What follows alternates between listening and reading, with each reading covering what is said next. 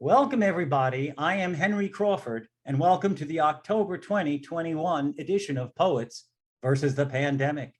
Tonight, we have a special program featuring the poets of the remarkable anthology, This Is What America Looks Like, edited by Caroline Bach and Jonah Colson.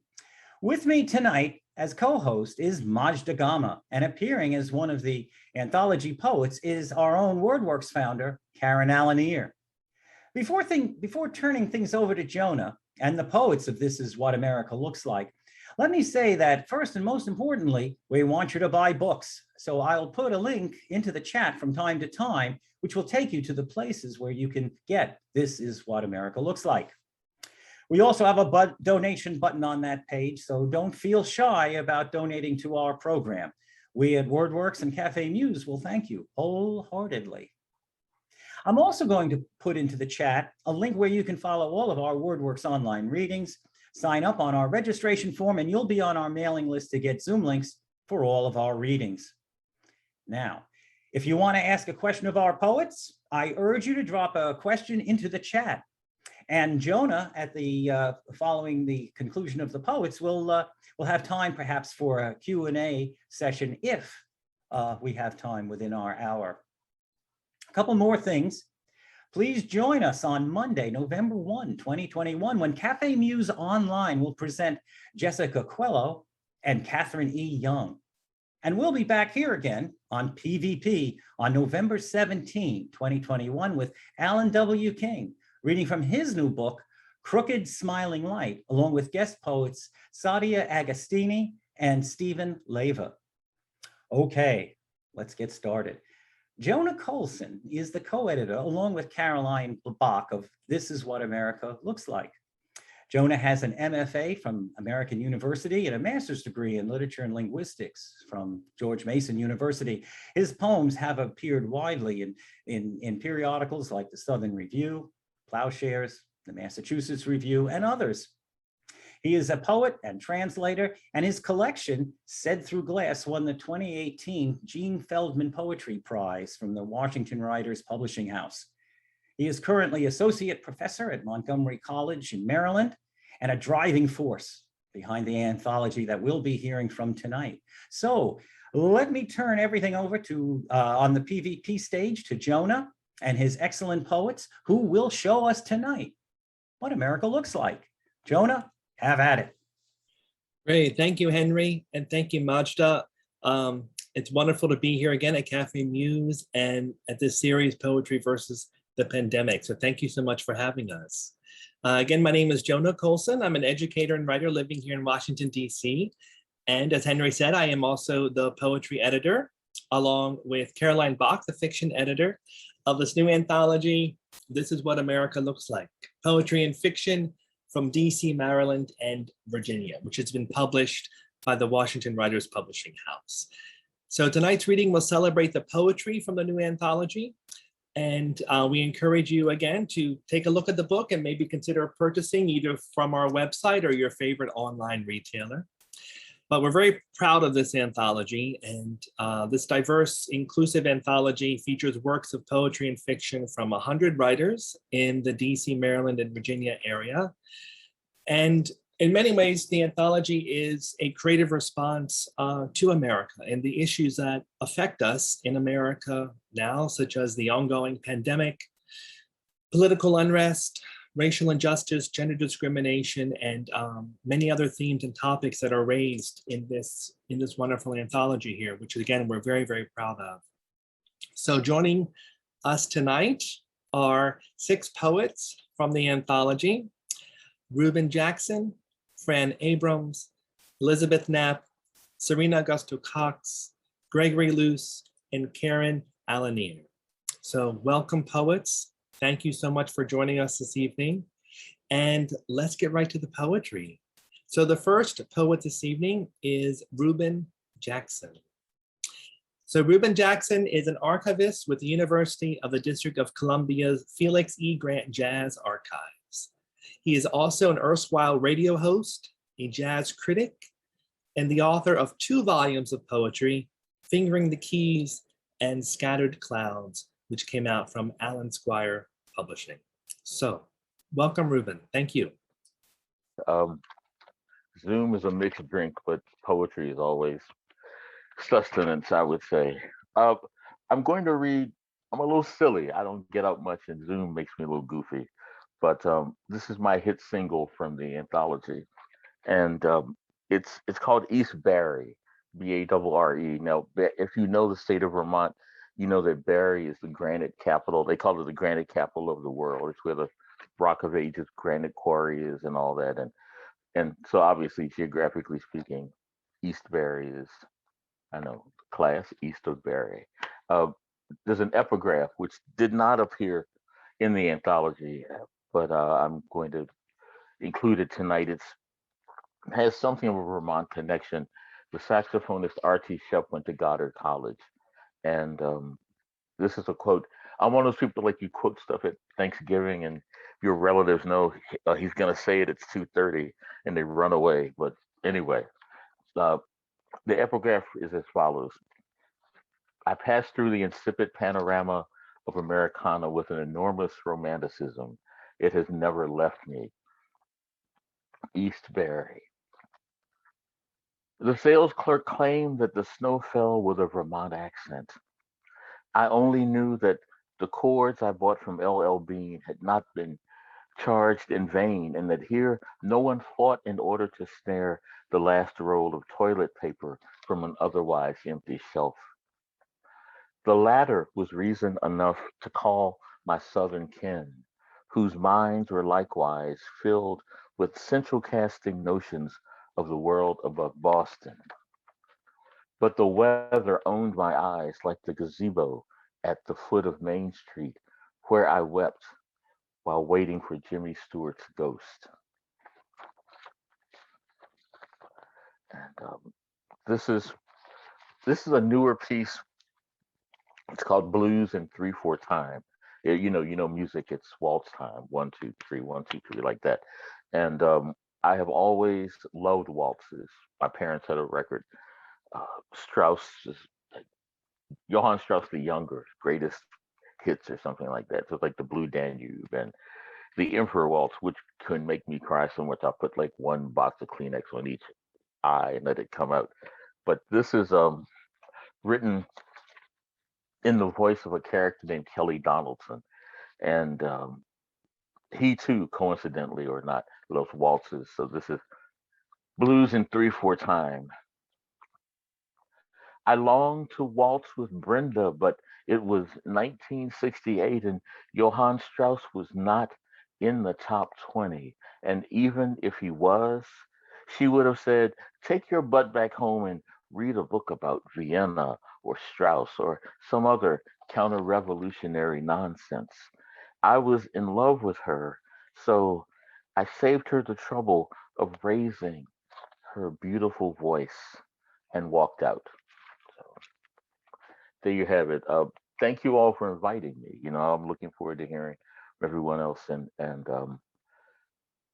thank goodness for poetry. Right, I'm stating the obvious, but there you are. Thank you. Absolutely. Thank you, Ruben. That's the first time I heard you read the book from the anthology. Thank you so much. Love that. And thank you for contributing. So next on our list this evening is the amazing, well, you're all amazing, Fran Abrams. So Fran Abrams' poems have been published online and in print, including in Cathasis Northwest Press, The Raven's Perch, and Bergian Online. In 2019, she was a juried poet at Houston Poetry Fest and a featured reader at Diverse Gaithersburg Poetry Series, which is run by Lucinda Marshall. So please visit franabramspoetry.com. So welcome, Fran. So great to have you here this evening. Thank you, Jonah. It's a pleasure to be here and a pleasure to have a poem in this very impressive anthology.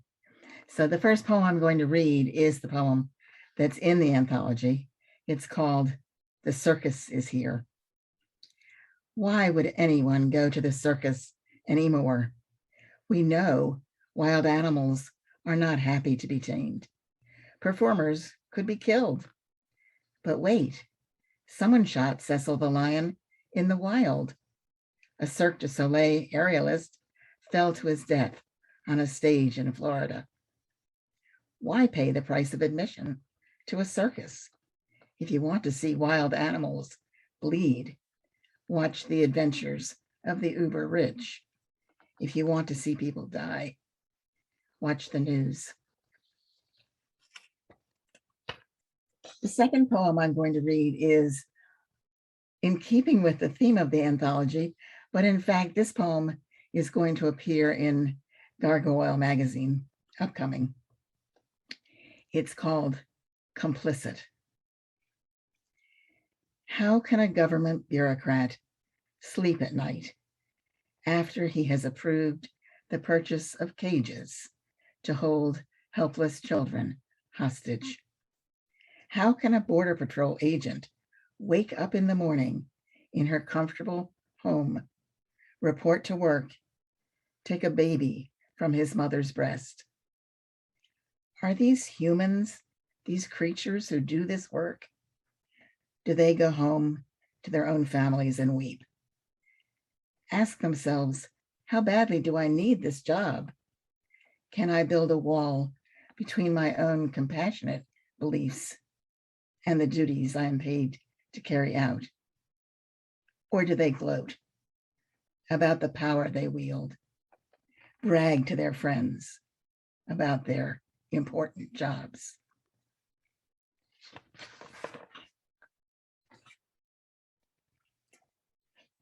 And I'm now going to read two short poems that appeared in the September 10th edition of the biweekly Washington Writers Publishing House online journal. Thank you, Jonah. The first one is titled Safe.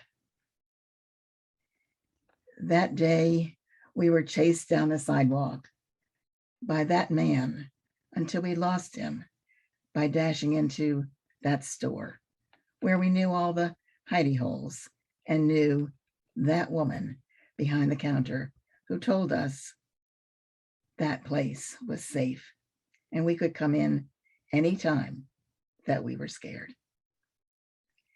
And finally, I'm going to read a poem that is appropriately enough titled Endings. Gathering petals fallen to earth will not restore flowers to life. Gathering clothes he stepped out of last night will not bring back his warm touch. Thank you. Thank you, Fran, so much for your work. I know we are all looking forward to your collection, right? Which I hope you're working toward. I'm sure you are. I am. Good, awesome. So I may just say that for this book, Caroline Bach and I, we were curious about how to order it. So we decided, actually it was Caroline Bach's idea, wonderful idea, to do Z to A by author, right? And it just so happens that two of our readers this evening share a space, you know? So you have Serena Augusto Cox's poem and Fran Abrams. And I think it makes for such a wonderful layout because Serena's poem is called America Is, and Fran's is The Circus Is Here. So you read that America is, the circus is here. I don't know, that's just one of those things of fate, and it totally works out. I love that because it ends the anthology. It's just so, I think it's really, really powerful. So thank you again, Fran, and thank you for mentioning Washington Writers. We have a bi-weekly journal that comes out. I put a link in the chat. So please feel free to submit to that. Anyone living in DC, Maryland, or Virginia, we are a bi-weekly online journal. I know many of you here, the wonderful faces, have already been published. Fran, Gregory, Serena is coming up. Many of you have been there, so please submit. We would love to hear your voices. All right. So next up is Washington Writer Publishing House's own Elizabeth Knapp, who won for her collection 2 years ago. But let me read the official biography. So Elizabeth Knapp is the author of The Spite House, winner of the 2010 De Novo Poetry Prize, and Requiem with an Amulet in Its Beak. from the Washington Writers Publishing House in 2019, which won the Gene Feldman Poetry Prize. She is an associate professor of English at Hood College, and she lives in Frederick, Maryland. So thank you for being with us here, Elizabeth. Great to see you. Thank you all so much. It is lovely to be here with so many fine poets. Thank you all again for the invitation. I'm just going to read two poems tonight, the first one from the anthology and a second one, a new one, as yet unpublished. So the poem from the anthology is titled "The New Normal," which is a phrase I'm sure we're all very tired of hearing of. It's actually a guzzle, however you want to pronounce it. So you'll hear the phrase "the new normal" repeated throughout the poem. The new normal. Can someone please define new normal? How does one even describe the new normal? I admit I'm not quite ready for this, never having adjusted to the old new normal that descended after the first plane hit. At that moment emerged a darker new normal, like something out of a horror flick.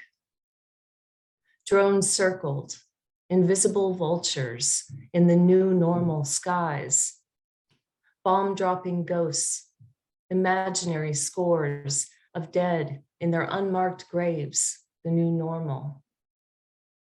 Now collectively, the world holds its breath. One global exhale, the death of new normal. From across the street, my neighbor waves. Our social distance, the law of new normal. Hard to say which will kill us first, virus or ignorance, civil war, our new normal. Binge watching death tolls while baking bread, new quarantine skills on display, the new normal. If this is the end, at least I can say I napped and sang my way through the new normal. And the second one is imagining what the end of this is going to look like, if there is an end. Post-pandemic. Americans found new and inventive ways of killing each other, ones that involved killing themselves too. It was okay to laugh at the news, even when tragic, because everything tragic was now funny. The laughing emoji became the new national currency. Children went to school in an iron lung of lies that closed a little tighter every time someone raised their hand. So eventually, people just stopped asking questions. The body of this country was buried in a national forest, because that's what you do when you want to hide the evidence. Then you set the forest on fire. Thank you all very much. Thank you, Elizabeth. Thank you for sharing that new poem. It's beautiful. You probably don't know this, Elizabeth, but yours was one of the very first submissions to this anthology that we got.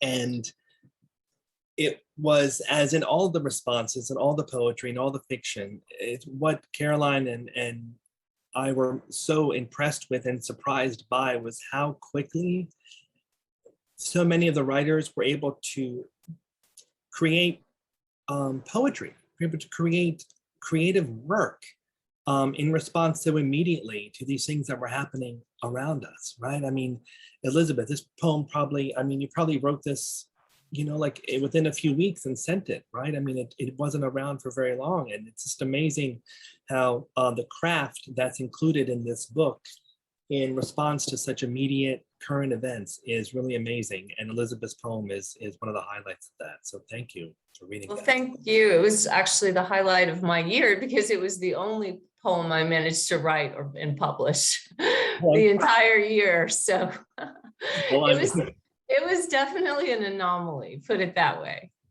well, I'm glad we got it, and I'm glad it's in here. Thank you so much. Thank you. Thank you, Jonah. Yes, it's as you'll see if you guys have the book.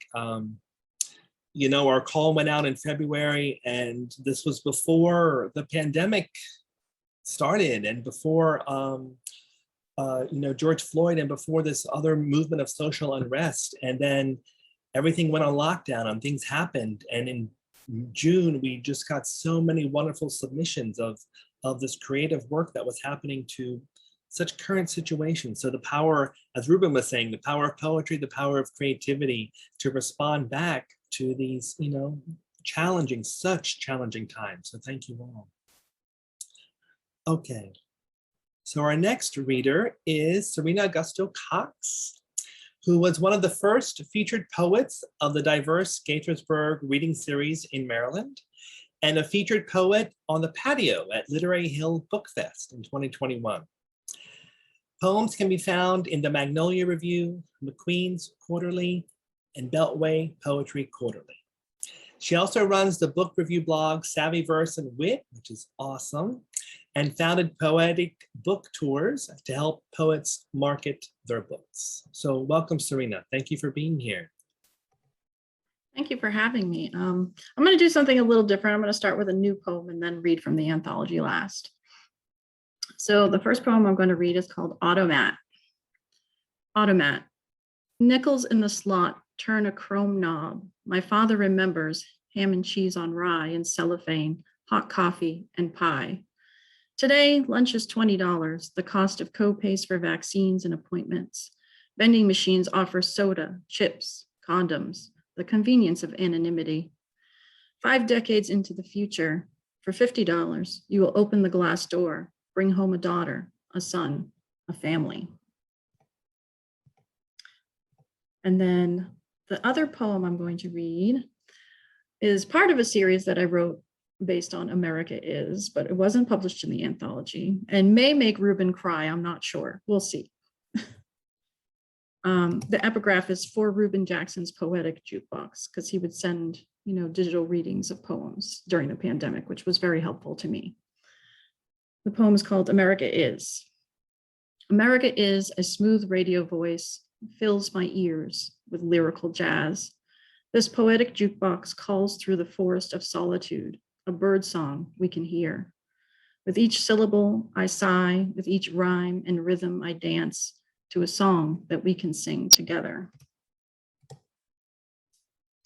And then I will read from the anthology, also titled America Is. America is my immigrant father who shares his horticulturist spirit, an aging American who saw both his parents succumb.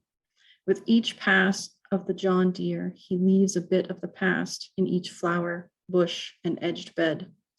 A wake that can be scooped, mulched, remembered. The humming machine echoes, drowning out the songbirds who call spring, bring forth new life under the clouded sun. His hands weathered as the ocean would batter any wooden boat, filled with Azorian ancestors halfway home. Thank you, everybody. Thank you, Serena. And if you have the anthology, you're going to get the anthology. Serena's poem, that last stanza, is so beautifully crafted. The whole poem's beautifully crafted.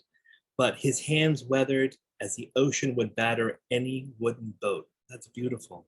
Really well, really wonderfully rendered. Thank you so much for that. And thank you for contributing. So moving along, we have Gregory Luce. Hello, Gregory. Hello, everyone. Great to be here. Good to see so many people and so many friends and so many potentially new friends aboard here. Wait, Greg, I got to read your wonderful bio, Yes. Greg. Tell me, yeah.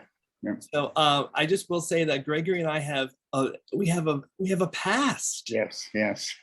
We we worked together at the long ago Borders Books and Music on 18th and L. Man, that was feels like a That long was time. another lifetime, John. I know, it feels like it, right? Uh-huh. So Gregory Luce is the author of 4 books of poetry, and it's published widely in print and online. He is a 2014 Larry Neal Award winner for adult poetry given by the DC Commission on the Arts and Humanities. Retired from National Geographic, he is a volunteer writing tutor and mentor for 826 DC and lives in Arlington, Virginia. So again, welcome, Greg. Thank you. All right. All right. Thank you all for being here. I want to say hello to my son, Theodore, who's down in the bottom rank of my screen, who I'm very thrilled to see here, and so many other people that I know. So I'm going to read my poem from the anthology first, which I'm extremely proud to be in, like everyone else. This one's called Proverbs for 2020. I took three just what have always seemed sometimes odd sayings. You'll recognize them from one context or another, and then added some text to go with them. So Proverbs for 2020. Objects in mirror are closer than they appear. They're behind you, yes, but don't run. Just walk briskly and look ahead. They're a shadow. It will always be there, but it's harmless as long as you don't fall backward. You don't need a weatherman to know which way the wind blows. It blows in your face, whichever way you turn at first. But don't worry, trim your sails, tack into the wind. You'll soon have it pushing you straight along. The life you save may be your own. You've heard it a million times. Put your own mask on first. No one else can do it for you. At the very least, you have to want it. And then I'm going to read two more poems from my new book, which many of you have bought. Thank you. Many of you have acquired in one way or another, and I've had a lot of. It's gotten a lot of attention. I'm really proud of it. It's called Riffs and Improvisations, and I'm going to put information about it in the chat. You'll see you can order it from Amazon or from the publisher, and then there's a playlist on Spotify that goes with the book. Every artist in the book is represented by at least one tune on the playlist. So I want to begin.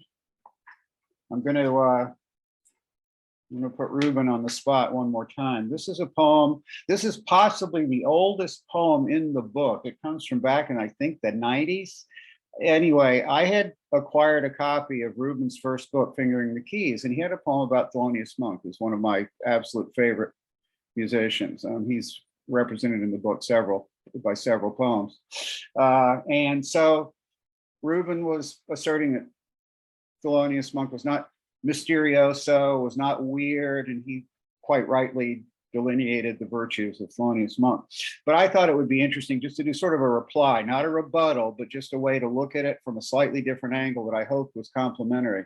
So I did write the poem, and I was able, I think, Ruben, you were working at the Smithsonian or the library, I forget, maybe the Smithsonian. Anyway, I was able to track down Ruben's office address, and I mailed the poem to him and said, oh, well, he'll, and then he very kindly wrote me back, praised the poem, and we sort of, I hadn't met him in person yet, but over time we've become friends. And I'm in a way, I almost owe this book to Ruben because he's been such an inspiration as far as writing about and presenting music. And so this is to go back, to give it back. This is called Sphere for Ruben Jackson. Mysterioso? Yes, like a gray cat at night, jumping into and out of a sliver of light on the sidewalk. Mysterioso? Yes, the way big raindrops hit a metal roof, pool and slide down and spatters in rivulets. The way hot oil jumps and pops its rhythms in the skillet. Yes, mysterioso, like a walk in the night through New York, New Orleans, Paris, or your city or mine. When the sounds and smells and flavors flow and dance around you, and the feeling is, yes, mysterioso. And I'd like to close with the final poem of the book. Thelonious Monk, who I just read about, and John Coltrane are like the two giants in my in my sort of pantheon of great musicians. There are others who come very close, but those two are at the top for me. A few years ago, there was a wonderful documentary about Coltrane called Chasing Train. And I have several other poems about Train in this book, but this one closes it out. And this was inspired by that film. It's called Return to a Love Supreme, after Chasing Train. The stairs to heaven are uneven, some broken, You go sideways sometimes, take a step down for every two up. But you climb and stumble always, grasping the pure beam of light that he sends back from somewhere he is, always up ahead. I try to work my pen for train the way he worked his sax for God. Thanks, everybody. Thanks for coming. Thank you so much, Gregory. I love to hear your work. Yes, and I think I remember working with Greg on those proverbs. They're so much fun, and I'm so happy that they got to the form where they are in the book, and they look really totally great, and they read so wonderfully. So thank you, Greg. All right, our next, and I think we will have some time for questions at the end. So again, please feel free to drop any questions in the chat. And of course, I have tons of questions on my own. I can fill hours, ladies and gentlemen. So, but please feel free to ask any questions that you have in the chat. And we would love to get to those this evening. But our last reader is Karen Lalonde Alanier, who is the author of 8 poetry collections. The latest is How We Hold On from Broadstone Books, 2021. Gertrude Stein Invents a Jump Early On is her jazz opera with composer Bill Banfield and premiered in June 2005 in New York by Encompass New Opera Theater. She is currently working with composer Janet Peachy on What Price Paradise, the love story of Jane and Paul Bowles, and more at alanier.com. And may I just say that I know Karen has been an absolute champion of creativity and poetry in the DC metro area for so long. And I am so grateful that she is included in this anthology. And I thank you, Karen, for everything you've done over the years for the creative spirit of this area. So thank you. Well, thank you, Jonah. And I will start reading from This Is What America Looks Like. Everybody should see those eyes there. You be wise. And all the 3 poems that I'm going to read are all from How We Hold On by Broadstone Books, and the publisher, Larry Moore, is in the house. So thank you, Larry, for being such a great audience member. So many of my readings you have come to. So the Bell Sonnet is in the form that Sherman Alexie created with his Sonnet Without Salmon. And it means that it's in 14 stanzas, not 14 lines. The Bell Sonnet. 1. When the bell sounds, the vibration heals. 2. The man I called father hit a cowbell for comic relief and then blew smoke rings. 3. In our 20s, my friend whose name is pronounced Bell, but is spelled B-E-A-L-L, said we must say boldly, we are poets. 4. Don't ask, John Donne preached, for whom the bell tolls. Appropriating these words, Hemingway wrote the death of even one Spaniard mattered to everyone. 5. The singing bowl lowers the heart rate and blood pressure. 6. Could it be, Dad asked, packing the bowl of his pipe, that years of sitting on my drummer's stool caused the tumor in my hip? 7. My friend named Bell earned his PhD looking at the stars, especially the imploded ones. He opined, sometimes you eat the bar and sometimes the bar eats you. 8. At the southern border, Ollie Ollie Oxenfree is not a dinner bell ringing. 9. The great bell chant, Thich Nhat Hanh's bell, penetrates the cosmos to stop suffering and open the Dharma door to that beautiful child in the heart of a lotus. 10. I can still feel the roughness of my father's feet as I soothed them with a smooth ointment. He was 17 on a WW2 merchant marine ship when he first lit up, 57 when the lung cancer war took him down, 11. In the military, Dr. Bell learned to make bombs. Now he sells his students on poetry, 12. In 2045, census projects the United States will become minority white at 49.8%, with the Hispanic population at the next highest percent of 24.6. 13. This is the bellwether feared by angry white men who worry that women who are free to choose might not have been their mothers. 14. The first time the Liberty Bell rang, these words were spoken. We hold these truths to be self-evident. And thank you very much for publishing that poem, which I considered an important poem. So, Jonah, you did well by me as far as I'm concerned. So the next poem is a villanelle, and it concerns my cousin who wanted to stand out, but she really stands out now in my mind because of the way that she insisted her end would be handled. And Aunt Rona is my mother in this poem, as she's mentioned. All-American Girl.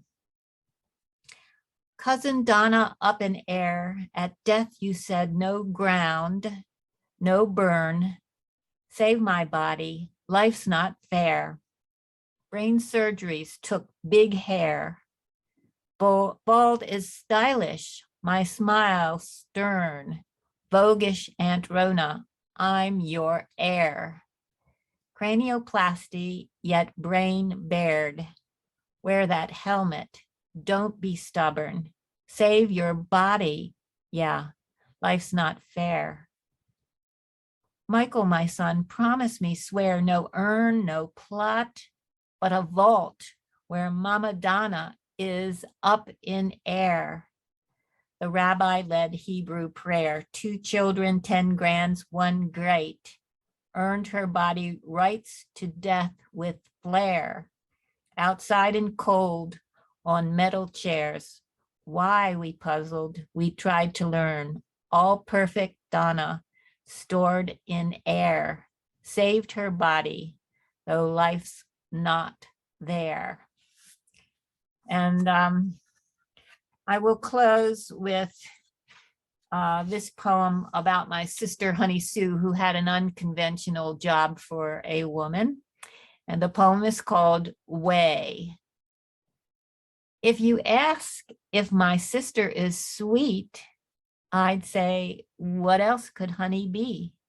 Even now, she doesn't know why every man knows her name, even with oversized tattoos to make her look tough, hip, and yeah, she can forklift any pallet on the floor. Please, don't you get in her way. Thank you. Well, thank you all. Those are the poets, and This Is What America Looks Like, a wonderful reading. Jonah, we have some questions in the chat. If you've been watching them, why don't you give them a shot there, okay? Sure, absolutely. And thank you again to all the poets, Gregory, Serena, Fran, Ruben, Karen, Elizabeth. Thank you so much. So yes, there were a few questions that popped up. If I may just default very quickly to one of my own questions. I know there was a question about maybe the creation process behind the anthology. and what it takes to sort of generate an anthology. I know many of the people here this evening listening and watching are also editors and have done book work. Quick shout out to Kim Roberts, who I know was here, is here, somewhere here. And there you are, Kim. And many people who have done, and Washington Writers Publishing House. I also saw Kathleen Helen, who's part of our family. So welcome. The process is once you commit to something like this, it just becomes a snowball, right? I mean, it just keeps gathering steam and going down the hill faster than you can keep up with it. But luckily, I mean, how strange. I mean, how often, this has never happened in, 100 years, right? I mean, suddenly we were in lockdown and here I was sitting at my desk, everything online. So what a perfect time to work on an anthology. So everything just kind of hit where you have the time and the space to work on it, and all the wonderful things that were coming in, and to work with the Caroline Bach and the president of the Washington Writers Publishing House, Kathleen, and we all sort of worked together, and we got a lot of submissions. And of course, you only have so much room to put things in, and going through the process. So it was a labor of love, and we're really, really, really proud of it. So maybe I could ask for some of the poets to respond to, why did you decide to submit to this call? Because the call was put out in February and March, if I remember correctly. And maybe what was some of your impulse to respond and want to be a part of this project? Gregory, what do you think? Yeah, that's a great question. I hadn't really thought about it, but I think it resonated for me a lot. I mean, you mentioned that the pandemic hit just as you were starting to get entries, and that probably did affect what later on came in. I think just because we had been through and we were still in the Trump administration, so we'd been through 4 years of turmoil of all kinds, and there were fears, and there was laughter through tears, there was anger. I don't know. You mentioned George Floyd, which I don't think that shooting had occurred at the time you began considering entries, but there'd been such a series of events like that. And I'm not a particularly political writer, but I do look, I'm not insensitive to what's going on around me. And I was feeling especially, I don't know exactly what the word is, but I was feeling that turmoil. And I thought this kind of anthology might at least help bring some of us together where we can articulate what's going on. I don't expect that it would make dramatic changes in the country, but we could, a lot of us had a lot on our mind even before the pandemic. My poem was written sometime before the call, but it suddenly seemed like this could be, it sort of speaks to what we were going through. So that was my motivation. And I just, I thought if I get selected, I knew I was going to be in such great company that, that would be a big plus for me as well. So thank you again for choosing. Yeah, Gregory, thank you. No, absolutely. And maybe I'll just throw it back briefly to Elizabeth. Again, I know you wrote very quickly that response to the new normal. So what made you submit that poem to us? Well, it's funny, I think after I submitted it, I did write it fairly quickly, and I submitted it, and I think about a month later, the George Floyd, everything exploded. And at that point, I actually thought, oh no, I wish I hadn't submitted that poem, because it already felt like untimely or something. Because at that point too, we still didn't know how long the pandemic was going to go on, and we were still thinking by summer, maybe it'll be gone, And so I really thought, after having submitted it, I should have waited. It wasn't keeping up with the news. But now, of course, it's going to be relevant for a while, obviously. Yeah, it's totally relevant. Isn't that amazing how it's sort of, so I think so many of these poems have become, little forecasts. We write them in a moment that feels immediate, but they just have this longevity and this life that just keeps on going. Absolutely. Thank you, Elizabeth. Yeah. Ruben, may I ask you? I know, I think I reached out to you, Ruben, and I said, Ruben, send us something. So why did you decide to give us the poem you gave us, East Bar? Oh boy, I knew you would skip me, but you but you didn't.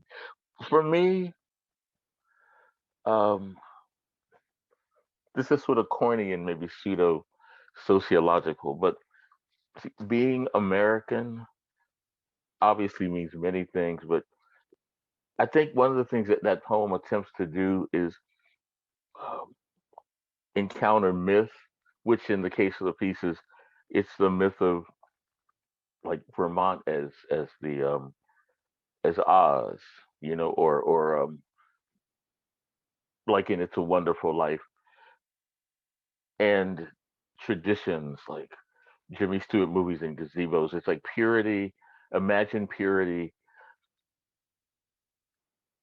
and someone seeking it, influenced by it, even though the speaker, uh, being black, is maybe coming from a more layered, nuanced, and chronically troubled America. So I thought those things fit. Maybe it might be like the 10th row versus the first or second row, as many of the poems read tonight and in the anthology are. So I kind of figured, I don't know, I was always the odd kid, and I thought, well, this is that's what I was thinking, and it's like football, you know, you throw the Hail Mary and somebody might catch it in the end zone. So you know, appreciate the fact that you did, but it wasn't. I was a little what like I was like a wallflower at first, thinking, no, no, they won't dance with me if I if I sing this song, because it wasn't like that. You know, it's more kind of coming around the sides and thinking about. And my mother used to say I had chronic metaphoritis, so I think that was kind of the MO for that piece. But that, yeah, ask a Southerner a simple question, you get a long-winded answer. No, that's So, perfect, right? I mean, it's sort of, I think that your poem encapsulates, you know, sort of that sort of wallflower view of a part of Americana, you know, and you know, that part of America that very many of us know, but we don't talk about in many ways. So thank you for that poem. We really appreciate it. thank you. If you don't mind, I'm just going to jump to just to get everybody's voice here. Karen, if I could jump to you. When you read this was the first time I heard you read this poem. And I was particularly struck by line 13, which makes me think about what happened recently in Texas. And, you know, again, these are sort of, I mean, I don't want to say prophetic, because that's probably not the right word. But again, they kind of hold these forecasts. And unfortunately, these themes and these topics keep coming up in American history. So maybe was that on your mind, or why did you decide to submit this beautiful sonnet? Well, I figured this poem in particular had a lot of issues that we as Americans have been dealing with for a long, long time. And it includes, you know, war, it includes immigration, it includes, you know, how do we find our serenity? It includes the whole issue of abortion. You know, it is it's a kind of a historic summary of, you know, some of the really hard issues that Americans have been looking at, the ones who are, you know, trying to find a way to peacefully live life. So I thought, you know, I love your title for this anthology, and that was what drew me to the anthology, was the great title that you had. Thank you. Actually, two things. Thank you very much. So the title, "This Is What America Looks Like," was from Caroline Bach, who I was, you know, I'm sure many of us were there at the Women's March when Administration 45 was first elected. And we went there and there were calls of, what does America look like? And the response was, this is what America looks like. And I remember hearing that in that response on 16th Street when I was down there. And it was just wonderful, and this collectivity. And it was that energy, right? And I think that really did begin to move a lot of this anthology and the topic and the theme along. And also you had mentioned the cover. Believe it or not, I had no idea. This was Caroline Bach, and she loves birds. And I love birds too, but she had an artist friend who had drawn this, and we got permission and rights to do it. And it's very fitting, right? Sort of, as Karen, I think you said, this owl, this wiseness that's looking at you and you're looking back at it. So it's really interesting cover. And I hope that it draws your attention, right? I mean, that's the intention of sort of an owl looking at you, something wise looking at you and asking you to look back. So thank you for that. Thank you. Two more. If I'm going to get to Fran, but first maybe Serena. So I know you're writing maybe a series of poems of America Is. So why did you want to submit this one to us? Well, it's kind of funny because I usually write darker poems. So a lot of my stuff is about angsty political justice stuff. And when it said, this is what America looks like, I wanted to think more deeply about that. What does America look like? You know, and America looks like my neighbor. America looks like my, you know, my mother who worked her butt off, you know, like it's my father, it's, you know, my disabled brother, it's, you know, everybody. So I sort of wanted to encapsulate some of the political stuff on the side. You know, I did mention my father's an immigrant, but I didn't want to come at it so directly because I didn't want to focus on the bad so much as what are the positive things that we have here. Absolutely. Right. I love how the title leads into the first paragraph. America is my immigrant father. And it's just, I'm so happy that you were able to share that with us. If we have time, yes, Henry, could I go to Fran, Miss Fran Abrams? So when I remember reading your poem when it was submitted, and at the same time as Greg and Ruben and everybody was talking about Elizabeth and Serena, you know, you're watching, I was glued to CNN. You know, this is like May and June. So I'm glued to CNN. I'm watching all these things happen. I'm watching, you know, things happen. I live in DuPont Circle. So things are happening, you know, 6-7 blocks away from me, which are, you know, people, you know, getting photo ops in front of a church. It's so things are happening.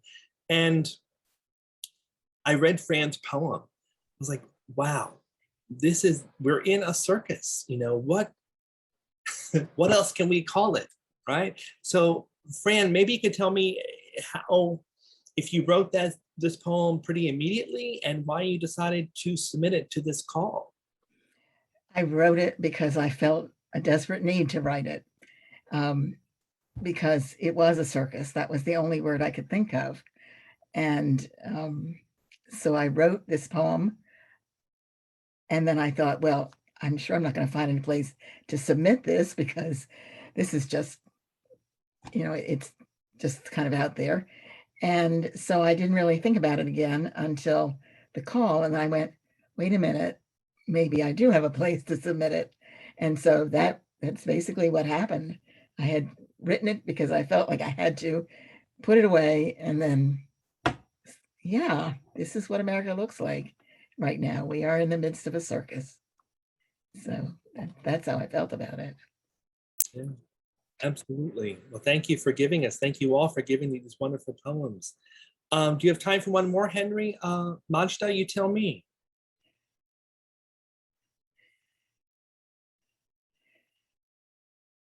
Can we do one more poem, one more question? Yes? So maybe I'll just throw it out there, and whoever would like to respond, if it's a poem from the chat, what are the ways, how do you feel